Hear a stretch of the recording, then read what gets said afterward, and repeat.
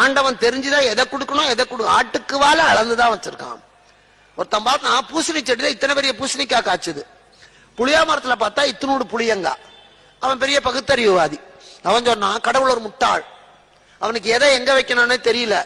இத்தனோடு செடியில 10 இலை தான் இருக்கு, அதுல இத்தனை பெரிய பூசணிக்காய் 10 காய் காய்ச்சிருக்கு. அத்தனை பெரிய புளிய மரம் 100 வருஷமா இருக்கு, அதுல இத்தனோடு புளியங்கா வைக்க தெரியலையேன்னா. ஒரு நாள் ரோடு வழியா போயிட்டு இருந்தான், மழை வந்துடுத்து. புளிய மரத்துக்கிட்ட போய் ஒதுங்கினான். காத்தடிச்சுது. காத்தடிச்ச உடனே மரத்து மேல இருந்து ஒரு புளியம்பழம் டொக்குன்னு இவன் தலை மேல விழுந்தது. உச்சியில இருந்து விழுந்த போது மண்டைய பொத்து போற மாதிரி வலி. பார்த்தான் இத்தினோடு புளியம்பழம். அப்பதான் நினைச்சான் கடவுள் புத்திசாலி, இத்தினோடு புளியம்பழம் விழுந்ததே என் மண்டை தாங்கலையே, இந்த புளிய மரம் சைஸுக்கு அங்க காய வச்சிருந்தா அது மண்டையில விழுந்தா என்ன ஆகும்? ஆட்டுக்கு அதுக்கு மேல வால் வச்சா அது ஆட்டுல பிஞ்சுக்கும். அதனால ஆட்டுக்கு வால் ஆண்டவன் அளந்துதான் வச்சிருக்கான்.